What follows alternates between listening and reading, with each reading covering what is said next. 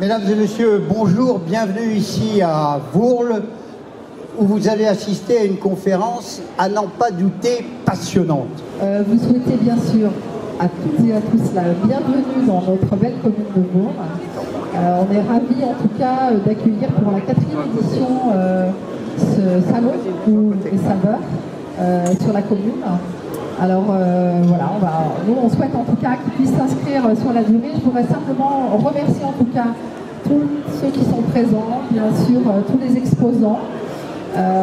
Remercier bien évidemment le Rotary, son gouverneur. Remercier Daniel aussi pour son investissement, et c'est vrai qu'il est toujours voilà, pour arriver à monter cet événement, et vous savez combien c'est compliqué. Voilà, et puis merci Christian aussi d'être présent aujourd'hui et d'être le parrain en fait de cet événement. Voilà, merci à toutes et à tous et bonne conférence. Merci. Merci Madame le maire, et en tout cas je voulais également vous remercier et vous féliciter, car au-delà d'être la mairesse entre guillemets de cette jolie commune de Vourles, vous êtes vice-président de la région Auvergne-Rhône-Alpes, si je puis me permettre, la région où il fait bon vivre et aussi bien manger. Merci Madame la vice-présidente. Et puis quelques mots, belle organisation, Catherine Staron nous l'a dit, belle organisation que l'on doit à une équipe, à un Rotary Club, Club Rotary de Lyon-Ouest, mais également à sa cheville ouvrière, Daniel Richer, qui va nous donner quelques mots d'introduction. Mon cher Daniel. Merci Michel. Donc je vous présente Michel Godet, tout de même, qui est journaliste gastronomique et qui est le responsable de l'image publique au district. Donc voilà, je voudrais bien sûr remercier également Catherine Staron et toute son équipe technique, la police municipale, tous les gens qui ont permis la réalisation de ce beau projet. Je remercie Christian Tête-Doigt et Jean-François Tedesco d'avoir accepté d'être le parrain à nouveau, de nous suivre sans faille sur cet événement. Monsieur le gouverneur, nous avons l'honneur d'avoir Patrick Rochat qui est ici, qui est le gouverneur du district de Rotary, et un certain nombre de vice-gouverneurs qui sont présents ici. Donc je remercie tous les rotariens qui sont là. Au maire de Lyon, Monsieur Mermet. Monsieur Mermet. Ancien premier adjoint à la mairie de Lyon. Voilà. Premier adjoint de la mairie. Tout à fait. J'espère que n'oublie personne.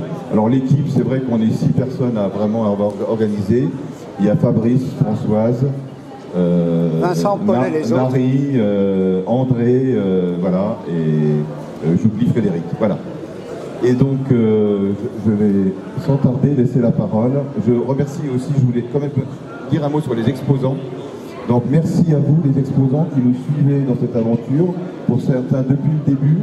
Donc grâce à vous, rien ne serait possible. Et voilà, donc du fond du cœur, je vous remercie tous infiniment. Sans attendre, je passe la parole à Michel. Merci Daniel Richer, et puis je crois qu'on peut dire bravo. Alors pour ceux qui ne sont pas rotariens, le Rotary dans la région rotarienne, ça s'appelle un district, est composé de clubs dans l'Ain, le Rhône, la Loire et un club dans l'Isère. Ça fait à peu près entre les clubs Rotary et les clubs Rotarac qui sont destinés plus spécialement aux jeunes, ça fait 48 plus 6, ça fait 54 clubs, tous étant rotariens. Belle conférence ce matin, 2 invités de marque, Christian Tête-Doigt, col bleu, blanc, rouge, meilleur ouvrier de France, donc exactement on dit un des meilleurs ouvriers de France, de la promotion 1996, mais Christian Tête-Doigt, c'est également le président de l'association des maîtres cuisiniers de France, c'est également une étoile au guide rouge, Michelin, Bibendum, mais c'est également aussi dans ce même Michelin une étoile verte, l'une des premières étoiles vertes destinées en France, et vous verrez qu'entre cette étoile verte et le sujet de la conférence aujourd'hui, eh bien on est en plein dedans. Last but not least, il est également propriétaire, on va dire, ou attributaire de 3 toques Goemio. Travaillant pour ce magazine, je ne peux pas l'omettre car c'est quelque chose d'important. Christian Tête-Doigt là aussi, on est en plein dans le sujet. Ses parents étaient déjà maraîchers, son papa était maraîcher, et je pense que dès son plus jeune âge, on va dire peut-être 11 ans, ça a commencé comment, ou même avant, il était dedans. Christian, professionnellement, est cuisinier de qualité, avec 3 restaurants sur la colline de l'Anticaille. Un restaurant gastronomique qui s'appelle l'Anticaille, justement. Un bistrot, une cuisine un peu gastronomique. Et puis un rooftop également, de façon à offrir à sa clientèle une palette de mets, mais des mets toujours sur la qualité, sur la générosité. Ça, c'est une de vos marques de fabrique, mon cher Christian Tête-Doigt. Et puis sur la gourmandise. Et puis, justement, pour introduire ce débat, je voudrais mentionner que vous venez de créer un repas spécifique avec des produits naturels. On va en parler tout à l'heure et on va le présenter également, Jean-François Tedesco. Quelque chose qui permet de se diriger vers le bien manger. Je crois que bien manger sera le thème. J'en profite, avant de passer la parole à Christian, pour vous présenter notre ami Jean-François Tedesco, au parcours atypique, qui est passé en France, mais aussi beaucoup à l'étranger, dans de très grosses entreprises, dans le domaine de la technique, dans le domaine des télécommunications, dans beaucoup de domaines. Et puis un jour, il s'est dit, mais c'est pas possible. Comment vivons-nous aujourd'hui dans ce monde? Il faut que l'on soit attentif, il faut que l'on soit, comment dirais-je, respectueux des choses, et quitte à quitter un costume-cravate et un joli salaire, faisons en sorte que l'on développe cette nouvelle façon de manger que l'on appellera, et on va le voir tout à l'heure, un écosystème. On va donc donner déjà dans un premier temps à Christian Tête-Doigt la parole, afin qu'il nous explique quelle est sa démarche. Démarche non pas de simple cuisinier qui achète des produits et qui les cuisine, mais de cuisinier engagé. On le verra aussi tout à l'heure, Christian fait beaucoup dans le bénévolat, mais il en parle peu, il le fait surtout avec le cœur, que ce soit pour les petits-enfants cancéreux, que ce soit pour des hôpitaux, que ce soit pour des écoles. Christian Tête-Doigt, je ne l'ai pas dit en parlant de vos restaurants, vous êtes également dans la générosité du cœur, puisque vous avez un certain nombre d'établissements, de restaurants, que vous mettez à disposition de jeunes qui ont travaillé chez vous et qui vous ont particulièrement intéressé sur leur développement durable. Christian Tête-Doigt, la parole est à vous. Alors je crois qu'il y a beaucoup à dire. Nous allons converser pendant une petite demi-heure et après, bien entendu, on vous laissera le choix des questions, mesdames et messieurs. Bonjour à toutes et à tous. Aujourd'hui, donc effectivement, j'ai 11 restaurants, un peu plus de 200 collaborateurs. Mais ce qui nous intéresse aujourd'hui, c'est vraiment de partager avec vous tout le travail qu'on fait au quotidien pour proposer à nos clients une expérience différente à base de bons produits. Alors avec Jean-François, j'ai participé à la création de l'application Mes producteurs, mes cuisiniers, qui m'a considérablement aidé dans cette démarche-là. On a démarré il y a 6 ans, déjà 6 ans, et grâce à son travail, parce que du coup, c'est lui quand même qui a pris son bâton de pèlerin pour aller de ferme en ferme, rencontrer nos producteurs, nos éleveurs, et il a réussi à les convaincre de partir dans l'aventure, et ça nous permet aujourd'hui d'être à peu près à 70% d'autonomie sur des produits locaux, bio, ce qui donne du sens à notre travail, ce qui permet aussi d'attirer des jeunes talents dans nos équipes, parce que les jeunes aujourd'hui veulent donner du sens à leur travail, ils veulent aller travailler dans des entreprises qui sont responsables justement, qui sont engagées à la fois dans le soutien aux productions locales, mais aussi dans le retraitement de tous les déchets. Voilà, donc c'est pour ça qu'on a obtenu l'étoile verte, parce que ça fait maintenant 6 ans qu'on est exemplaire On a revu tout notre système d'éclairage du restaurant pour passer en LED. On a mis des détecteurs de mouvement pour éviter les pièces qui restent allumées pour rien. Voilà, enfin, c'est plein de démarches comme ça qui peuvent paraître peut-être anodines, mais qui sont importantes et qui participent à réaliser une restauration durable dans son ensemble. Voilà. On va peut-être demander maintenant à Jean-François d'expliquer son parcours et son parcours professionnel actuel. Comme ça, dans quelques instants, dans quelques minutes, on comprendra mieux quel est le cheminement entre la fourche et la fourchette, entre la terre et notre alimentation. Parce que, je l'ai dit tout à l'heure, votre démarche est atypique, votre démarche est volontaire, et elle commence aussi bien avec l'utilisation d'une fourgonnette électrique et à hydrogène, on en parlera dans quelques instants, et cela permet à des chefs comme Christian Tête-Doigt, mais d'autres, ce n'est pas exclusif, de poursuivre cette chaîne vertueuse. Donc oui, je viens du monde de la multinationale. Je fais des études d'école de commerce, etc. Et lors de mes études, enfin lors de mon parcours professionnel, je me suis posé des questions sur l'alimentation. Je voyage beaucoup à l'étranger et j'avais une alimentation assez globalement la même de partout. Et j'arrivais plus à savoir ce que je mangeais. Et je me suis posé la question, est-ce qu'il y a une traçabilité sur ce que je mange? Qu'est-ce que je mange? Qu'est-ce que je fais en mangeant? Où va mon argent? Et étant sensibilisé aussi par ma famille, mon grand-père était paysan, il a dû quitter ses terres pour vivre, et ça a été une déchirure pour lui. Je me suis dit finalement, avec tout ce qu'on fait, est-ce qu'il n'y a pas un moyen de repenser le système tel qu'il est, maintenir le monde paysan en place et leur permettre de vivre leur travail, ce qui n'est pas le cas aujourd'hui. En France, on constate que les fermes disparaissent, mais on ne se pose pas la question de pourquoi. Et quand on creuse un peu le sujet, on se rend compte qu'il y a une mauvaise répartition de la valeur. Et si les enfants paysans ne veulent plus reprendre les fermes, c'est qu'ils savent qu'ils ne vont pas pouvoir en vivre. Ils voient leurs parents trimer toute l'année, ils font 35 heures par jour et pas par semaine, eux, pour gagner maximum 800 € par mois. Qui serait capable de ne pas avoir de vacances et de travailler autant d'heures par semaine? Il n'y a pas beaucoup de monde. Et quand on a constaté tout ça, on a dit qu'il faut repenser un peu le système, il faut retravailler sur la répartition de la valeur, éliminer des intermédiaires qui pour nous ne sont pas justifiés. Et pour ça, pour répartir la valeur, il faut repenser toute l'approche du circuit court.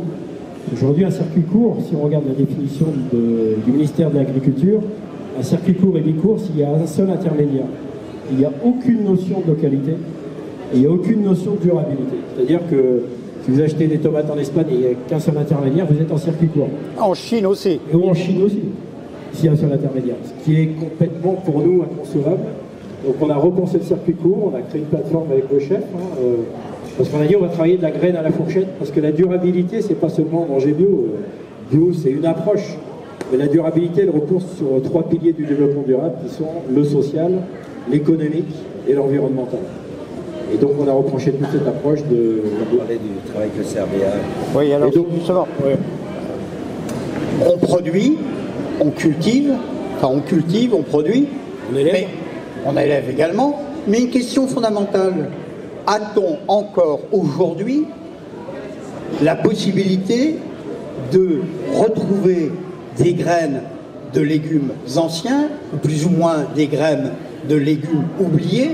Alors je crois que là, comme le disait Christian à l'instant, il y a un certain nombre de partenariats que vous mettez en application, qui vont de structures comme le CRBA, on va vous expliquer ce que c'est, mais également retrouver des graines oubliées, des légumes oubliés, en collaboration avec, par exemple, l'Institut Vassilov, qui est en Russie actuellement, et on va vous expliquer tout ça.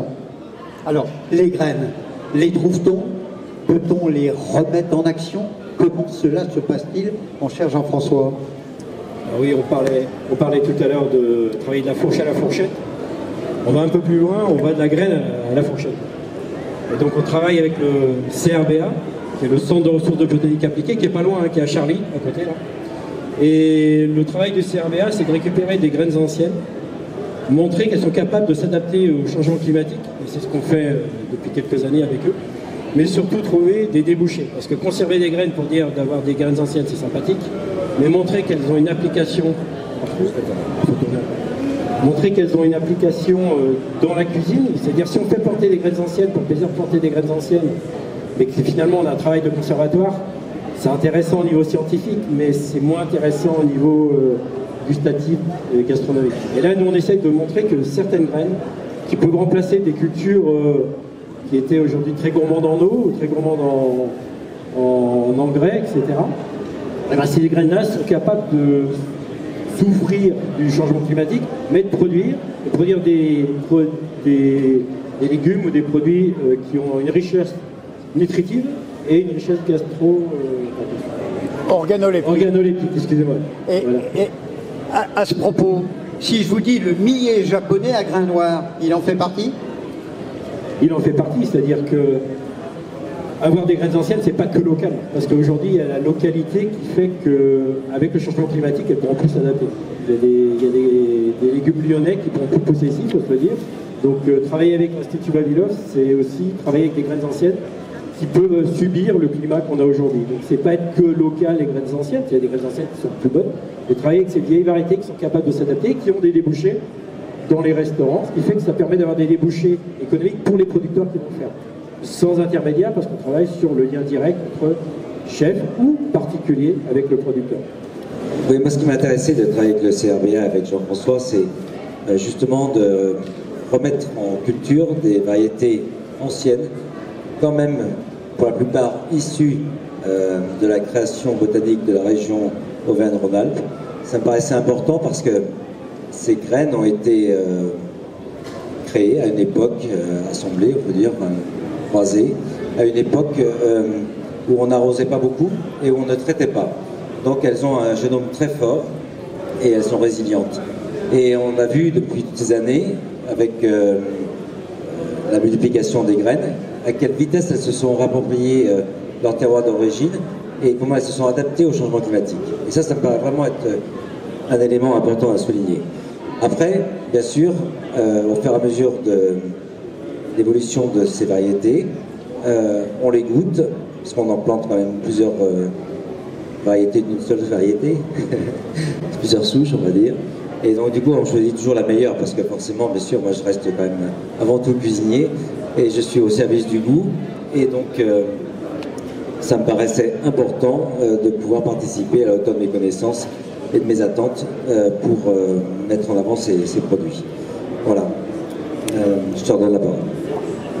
On a bien compris que dans cette démarche, il y avait un certain nombre de valeurs fondamentales, mais quelque part qui sont des valeurs humaines aussi, et pas forcément celles auxquelles on pense régulièrement.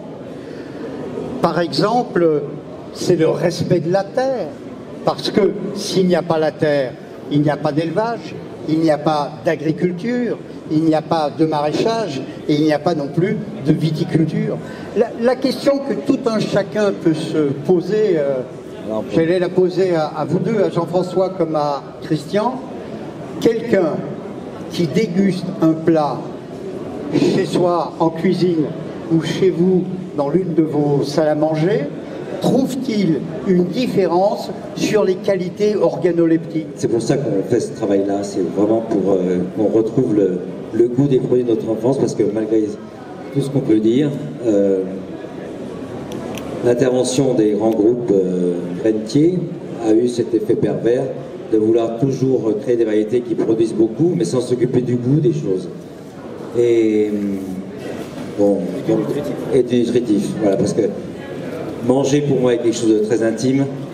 Tout ce qu'on met dans son corps doit vous apporter suffisamment de nutriments pour passer une belle journée, pour se sentir bien, avoir suffisamment d'énergie pour pouvoir réaliser sa journée avec le maximum de force et de vigueur. Et je dis toujours, parce que c'est fait un petit peu pour choquer les gens, manger ce n'est pas se remplir le ventre. Manger, c'est manger juste ce dont on a besoin. Et malheureusement, on est tous des gourmands, donc il faut qu'on apprenne à se raisonner, parce que je ne veux pas prêcher contre ma paroisse, parce que moi je vends du plaisir. Mais justement, nos menus sont faits de telle façon qu'ils sont équilibrés et qu'on peut aller au bout du repas sans ressortir complètement amorphe. Voilà. Donc, mais je pense que, pour en revenir au sujet dont parlait Michel à l'instant, le travail de la terre est vraiment important, d'autant qu'on s'est aperçu, en discutant avec beaucoup de producteurs, que tout ce qu'on appelle les mauvaises herbes, en fait, elles sont bonnes, ces mauvaises herbes, elles sont là pour soigner la terre. Notre terre est quand même fatiguée, elle est un petit peu, elle a été maltraitée pendant de nombreuses années, donc il faut qu'on lui laisse le temps, il faut qu'on arrête de la brasser dans tous les sens, il faut qu'on cultive vraiment juste avec la surface et qu'on apprenne à utiliser la terre comme faisaient nos anciens. Il faut qu'on retrouve le bon sens de nos aînés. J'ai dit un mot là-dessus. Ouais, Jean-François va nous dire un mot sur ce sujet, et puis après je souhaiterais qu'il nous explique, entre guillemets, avec un mot grossier, quel est son modèle économique. Parce qu'on ne quitte pas, comme je disais tout à l'heure, le costume, cravate, salaire de cadre de haut niveau pour monter une démarche comme la vôtre, hein, mes producteurs, mes cuisiniers. Il y a une démarche économique. Je crois savoir que vous, par rapport aux personnes qui vous fournissent la matière première, on va dire, l'agriculture de la terre, c'est pratiquement gratuit ou presque. Alors, comment peut-on vivre? Comment peut-on monter ce modèle économique? Comment peut-on progresser? Quel est l'avenir? Et puis, concrètement, est-ce que cela peut s'appliquer également, la vente de produits, à des particuliers que nous sommes tous? Il n'y a pas que les chefs. Alors, manger durablement, effectivement, c'est pour tout le monde, c'est pas que pour les chefs, c'est aussi pour le particulier. Aujourd'hui, manger durablement, on ne se rend pas compte. On achète une tomate, les conséquences que c'est pas bon. On parlait de la tomate tout à l'heure. Il faut savoir que chacun d'entre nous, à notre niveau, on a un impact sur l'environnement en consommant. Et là, par exemple, on fait partie du People Lab qualité de l'air. On a été invité par Engie, mes producteurs, mes clients ont été invités par Engie, parce que le directeur régional d'Engie nous a dit, mais vous participez à la qualité de l'air. Au début, j'étais un peu surpris. Il avait raison, comme on travaille sur l'agriculture durable, on travaille sur le mode de culture, bien évidemment, et on se rend compte, sans pesticides, et on se rend compte que, à La Rochelle, il y a quelques mois, je ne sais pas si vous avez suivi, il y a beaucoup d'enfants qui ont attrapé le cancer, on s'est rendu compte que c'était les molécules de pesticides qui étaient dans l'air, qui ont engendré ces cancers, qui ont surpris les milieux hospitaliers. Donc manger durable, et c'est pas inné comme ça, mais c'est travailler sur la qualité de l'air aussi, parce que c'est toute une chaîne. C'est l'écosystème. C'est un écosystème global. Si on part de la graine, comment on cultive sans avoir trop d'impact en préservant la nature et la santé du paysan en premier. Parce que ce sont les paysans qui les premiers souffrent de ce modèle. Souffrent aux deux sens du terme. Aux deux sens du terme, à la fois économique et santé aussi, tout à fait. Et donc on s'est dit on va repenser le système en travaillant avec des collaborations, donc le CRBA, le Centre de ressources de botanique appliquée, les ingénieurs d'INRA, le CNRS, parce qu'il y a quand on mange, c'est notre santé aussi, comme disait le chef, et on a un impact nutrition-santé. On travaille avec le CNRS, des chercheurs qui travaillent sur le cancer, savoir que des molécules qu'on mange, les calculs sont faits aujourd'hui sur ces molécules individuellement. Il y a une molécule, un impact sur notre corps, mais personne ne calcule l'effet cocktail. On se rend compte que l'effet cocktail, c'est pas un puissant égal 2, des fois c'est un puissant égal 100, et ça déclenche pas mal de cancers. J'ai entendu dernièrement que la première cause de mortalité en France, depuis cette année, c'est le cancer. Il faut remonter un peu, à gratter un peu de partout. Alors ça fait pas plaisir à tout le monde de gratter de partout, mais ce qu'on appréhende dans mes producteurs, mes cuisiniers, c'est comment arriver dans une assiette, amener toujours du plaisir, du goût, de la couleur et des choses, sans qu'en repartant du restaurant, je vais être un peu fort, on s'empoisonne. C'est un peu fort. Mais en final, il y a un peu de vrai quand même dans tout ça. Et avoir des chefs qui creusent tout ça, qui avant de choisir un produit ne regardent pas que le prix, parce qu'aujourd'hui on regarde souvent le prix, on oublie de regarder l'impact de santé, et des chefs qui vont chercher le prix, qui vont regarder si la valeur est bien répartie, c'est-à-dire que lorsqu'il va acheter ses tomates, est-ce que l'argent va bien au maximum au producteur pour qu'il puisse s'en sortir? Parce qu'aujourd'hui, même dans notre région, les fermes disparaissent. Et on l'a vu pendant le confinement. 5% de la production locale est consommée sur place. Tout le reste, tu veux dire deux mots peut-être? Oui, non, je voulais juste rappeler un chiffre qui est quand même assez affolant. 5% seulement de la production régionale est consommée ici en région. Tout le reste est expédié souvent à l'étranger d'ailleurs. Jean-François, On a bien compris votre démarche qui n'est pas une démarche, et je pense à personne à Lyon en particulier, qui n'est pas une démarche d'ayatollah, c'est une démarche raisonnée, c'est une démarche intelligente, c'est une démarche pour l'avenir, donc c'est une démarche pour nos enfants, ne les oublions pas, avec ces produits bio locaux.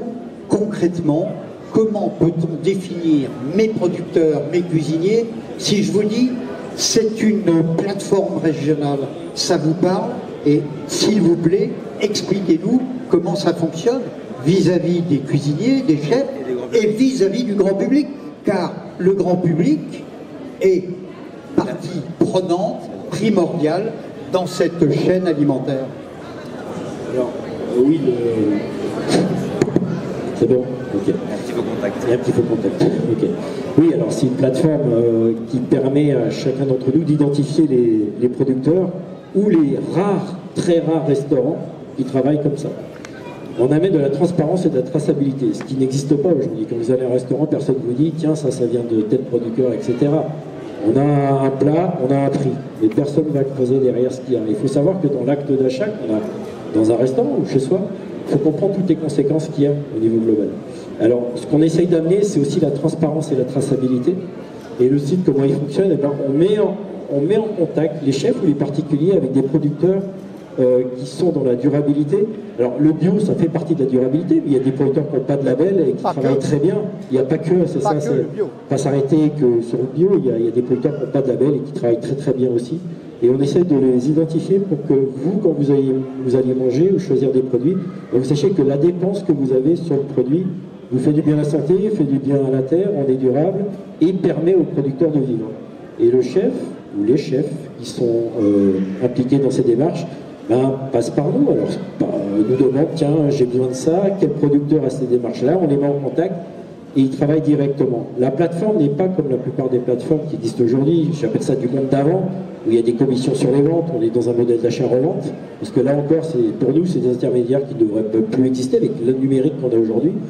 Nous, on met en direct les producteurs, les chefs ou les particuliers, et chacun paye ce qu'il doit au producteur sans qu'on prélève un centime.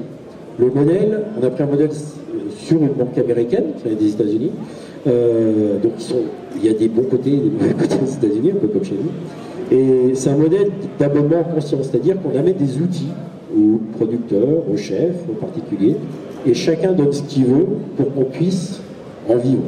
Alors c'est pas évident parce qu'en France, on n'a pas ce concept-là, c'est un modèle anglo-saxon, mais on pense que c'est un modèle qui a de l'avenir parce que si chacun donne, alors on est une SAS en plus, on nous a dit pourquoi vous n'êtes pas une association, on dit les producteurs ils sont pas une association, ils sont dans le monde économique réel, les chefs ils sont dans l'économie réelle, et nous on est dans l'économie réelle pour comprendre les contraintes et les difficultés d'en vivre, donc on a un modèle économique assez innovant de ce côté-là, on a eu un prix d'ailleurs pour ça. Oui, un prix qui n'est pas ancien puisqu'il vous a été attribué au CIRA il y a quelques jours. Alors, côté production, côté producteur, je vais vous résumer à l'affiche. Les producteurs s'engagent à proposer exclusivement des produits issus de leur propre exploitation. C'est pas comme sur le marché Saint-Antoine où vous voyez soi-disant des producteurs qui se font livrer par les grossistes le matin. Il faut tout le monde, mais il faut le dire. Il faut respecter la saisonnabilité, et ça c'est important. Des fraises au mois de décembre, je ne suis pas très pour. Ça n'a aucun sens. C'est complètement utopique, sauf à faire travailler nos amis du Maghreb. Respecter le cycle animal, ça aussi c'est fondamental. Garantir une alimentation tracée non OGM pour nourrir les troupeaux en matière d'élevage. Privilégier l'approvisionnement auprès des adhérents, mes producteurs, mes cuisiniers, Jean-François vient d'en parler, et ne pas proposer des produits hors sol. Alors là aussi, ça pourrait faire l'objet d'une conférence à elle seule, les produits hors sol. Et bien entendu, du côté maintenant restaurant, les restaurateurs s'engagent à composer leur cuisine sur place, un véritable concocté maison et fait maison pour reprendre le label officiel. Privilégier l'achat directement aux producteurs adhérents en circuit court. On a vu que la définition d'un circuit court, ce n'est pas forcément facile. Et proposer au minimum un menu mes producteurs, mes cuisiniers, ce que fait, j'en parlais tout à l'heure, Christian Tête-Doigt, avec son menu retour du marché, 100% local et végétal. Faites-nous saliver un peu avec vos menus, avec vos plats. On propose en ce moment donc, ce menu retour du marché avec les producteurs et cuisiniers. Et donc on fait un petit œuf cocotte aux épinards et à la truite saumonée. C'est que des produits locaux. Et ensuite, en ce moment, on fait une jolie cuisse de volaille avec une sauce à la crème. Volaille de Bresse. Volaille de Bresse. En appellation. Voilà, donc des choses simples mais bonnes. Et en fait, je crois que la cuisine, c'est ça. Il ne faut pas vouloir faire compliqué, il faut faire simple et bon. Moi, je dis toujours que il faut absolument prendre soin aux produits qu'on achète, la façon dont on les conserve et la façon dont on les cuisine. Malheureusement, trop de gens détruisent leur nourriture par des mauvaises cuissons. Donc, essayez d'être attentif à faire des cuissons assez précises, éviter les surcolorations, parce que l'on sait bien que ça développe des nofomes cancérigènes, donc c'est pas bon pour la santé. Donc, prenez beaucoup de soin à la façon dont vous cuisez vos produits à la maison, c'est très important. Voilà. Quoi dire de plus que j'ai un métier qu'il va falloir que je retourne au travail, donc je vais vous abandonner. On peut peut-être, on va faire dans 2-3 minutes, on va faire une conclusion, Jean-François et Christian. Est-ce que vous avez, mesdames et messieurs, qui avez la gentillesse de nous écouter, d'écouter Jean-François Tedesco et Christian Tête-Doigt, avez-vous des questions actuellement sur ce que l'on vient de dire, sur ce que l'on peut appeler d'une certaine manière une alimentation durable, ou plus exactement un écosystème qui nous permet d'avoir un respect et de faire dans la durabilité. Mesdames et messieurs, Jean-François Mermet, je sais que vous aimez bien manger également avec votre charmante épouse Marie. Monsieur, madame. Une question par rapport au marché de gros de Corba, qui a développé une halle de producteurs locaux. Est-ce qu'en fait ils sont capables, comme c'est un marché privé par rapport à d'habitude ce sont des marchés publics, est-ce qu'en fait il est possible qu'ils soient associés à ce type de démarche? Vous voulez parler, madame, du carré des producteurs, le marché de gros à Corba. Jean-François, pardon, Christian, pardon. S'il se trouve que pas plus tard qu'il y a 15 jours pendant le CIRA, j'étais justement avec le président du marché de gros et je n'étais pas au courant qu'il y avait cet espace. Donc effectivement, on va se rapprocher de lui pour voir un petit peu effectivement. Après, vous savez, la difficulté, c'est pour ça que le travail de Jean-François est important, c'est que les producteurs avec lesquels on travaille, ils ont des petites productions. Donc nous, on les réunit une fois par an au restaurant et on décide d'un plan de production avec eux. Et c'est pour ça qu'on en a plusieurs, parce que si on n'en avait qu'un seul, ils ne pourraient pas fournir pour un restaurant comme chez moi. Enfin, je parle que de la maison mère, où il y a les 3 restaurants, le bistrot Tête-Doigt, le restaurant gastronomique Tête-Doigt et le rooftop. C'est des centaines, des tonnes de kilos. On a recyclé l'année dernière en déchets pratiquement 2 tonnes de... Et donc pour autant, il y en a beaucoup qui ont été mangés, mais quand même les épluchures, etc., c'est quand même 2 tonnes de compost. Donc imaginez au départ ce que ça peut faire. Tu peux parler des alchimistes. Oui, effectivement, on travaille avec les alchimistes à Lyon qui récupèrent tous nos déchets organiques. Et en plus, on est classé 3 étoiles dans nos déchets parce qu'on fait extrêmement attention aux déchets organiques qu'on ordonne. Donc on a un note maximale. Et ça, on en est très fiers parce que ça prouve que les équipes ont bien compris l'intérêt de ce recyclage de déchets organiques. Déchets organiques qui vont après dans les terres de nos producteurs pour ceux qui le souhaitent. C'est pas toujours facile parce qu'il y en a qui sont vraiment au 100% bio et des fois on a quelques légumes qui ne le sont pas chez nous, donc, parce qu'on est à 70%, je rappelle. On n'a pas la prétention d'être à 100% encore, on y travaille, mais ça va venir. 70% régional aussi. Régional et bio. Ouais. Voilà. Qu'est-ce qu'on disait d'autre? Alors on disait, est-ce qu'il y a... Monsieur. Merci, merci beaucoup pour votre travail déjà, formidable. Alors j'ai une question qui fâche un peu, la question sur la viande. Comme vous le savez, que ce soit au point de vue de l'empreinte carbone ou de la santé, de la consommation actuelle de viande n'est pas durable. Alors comment est-ce que vous positionnez la viande, qui est quand même un mets de choix, dans vos menus, dans votre évolution? Christian. Alors non seulement votre question ne me fâche pas, mais en plus elle me permet de rebondir sur effectivement, alors moi je dirais déjà qu'à titre personnel, je ne mange pas plus de 2 fois de la viande par semaine. Je sais pour travailler à Laurent Bérard combien la viande a un impact sur l'organisme et combien elle est responsable des cancers. Donc je milite pour que les gens mangent moins de viande, mais on mange de la meilleure viande. Donc on travaille avec une productrice, Florence Demeule, qui nous fait des animaux voilà, bio, en auto-alimentation. Voilà. Donc c'est vraiment des animaux durables, on va dire. Et donc la viande, on la met en scène de façon de plus en plus légère, puisque elle est un petit peu la cerise sur le gâteau. L'élément principal de nos assiettes, c'est le lait végétal, et la viande vient vraiment, comme le poisson d'ailleurs, aujourd'hui prend de moins en moins de place dans nos assiettes. On est vraiment résolument dans une démarche beaucoup plus végétale. Et les gens suivent vraiment bien cette démarche. Oui, et puis on aurait pu aborder aussi un autre sujet, mais qui est un paragraphe très grand, le rapport qualité-prix. À partir de quel moment doit-on compresser ces tarifs au détriment de la qualité? Il faut trouver un juste équilibre. Et vous en parliez, Christian, au-delà des aspects médicaux de la viande et du poisson, c'est vrai qu'aujourd'hui, je ne parle pas forcément de cette période actuelle, quoique, il y a une évolution des tarifs à la hausse, et que je remarquais dernièrement encore dans des poissonneries, le prix du poisson, ce n'est pas un cadeau. Voilà.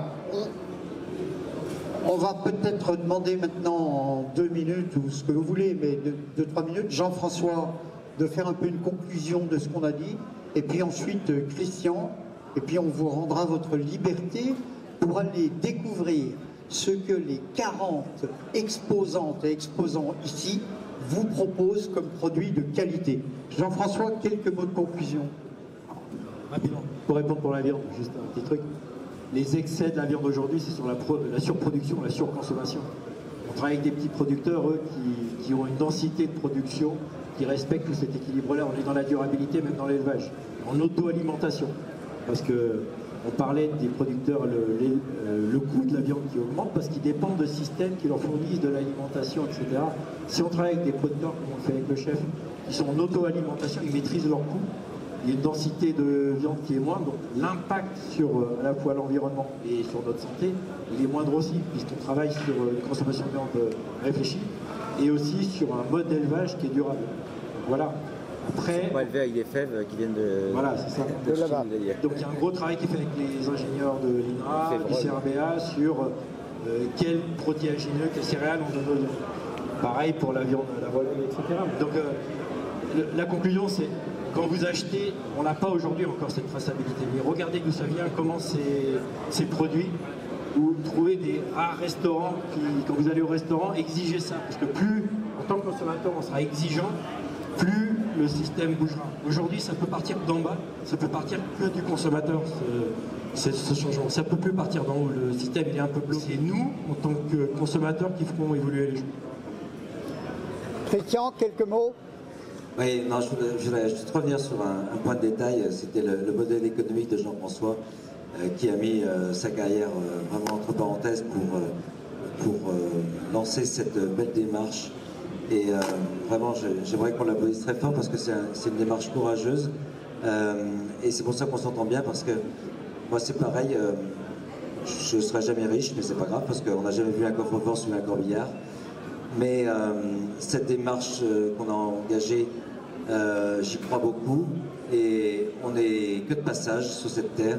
Donc si on est là pour faire le bien et essayer de faire progresser les choses et faire prendre conscience aux gens qu'il faut faire mieux, parce que derrière il y a nos enfants et nos petits-enfants. Et moi, quand je regarde mes petits-enfants, je vais pouvoir me dire que je fais ce que je peux pour que demain ils vivent mieux. Voilà. Bravo Jean-François.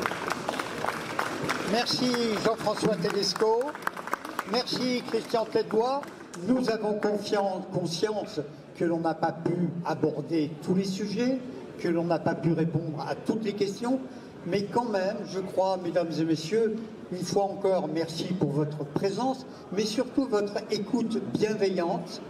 Vous avez compris qu'une alimentation durable, ce n'est pas que du bio, on l'a dit, on l'a répété, que c'est une chaîne qui part, j'allais dire, depuis le botaniste, depuis des gens comme l'Institut Vasilov, des structures comme le CRBA, des gens comme vous, mon cher Jean-François, des professionnels comme le chef Christian Tête-Bois, et puis, que dire, que notre mère à tous, eh ben, c'est bien la terre. Eh oui. Ah, je crois qu'il faut qu'on en ait conscience.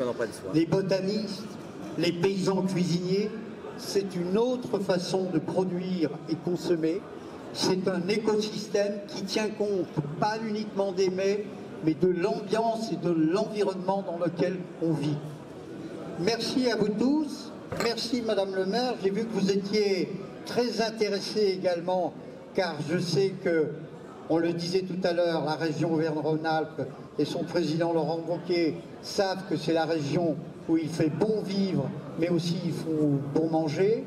Bravo à l'équipe organisatrice pilotée par Daniel Richer. Merci au gouverneur Patrick Rochat, gouverneur du district 1710 du Rotary et ses 54 clubs d'être présents et d'avoir écouté, car pour travailler et être souvent avec lui, je sais qu'il est très attentif à la qualité des mets, mon cher Patrick. Merci aux membres des Rotary et puis merci bien entendu aux 40 exposants du Salon du goût et des saveurs. Et je serais malhonnête si je ne terminais pas en expliquant que les bénéfices réalisés pour ce salon vont à 2 structures qui ont été choisies par le club Rotary Lyon-Ouest, qui sont Enfance Indienne, ils ont un stand à l'entrée, mais qui sont également Cheval et Partage, qui ont eux aussi un stand. Alors je crois que tout ça mérite nos remerciements à votre endroit, et puis je crois qu'il faut les applaudir ces deux-là, car c'est la France de demain, c'est le monde de demain, et que sans eux, on ne sera pas nourri comme il convient. Merci.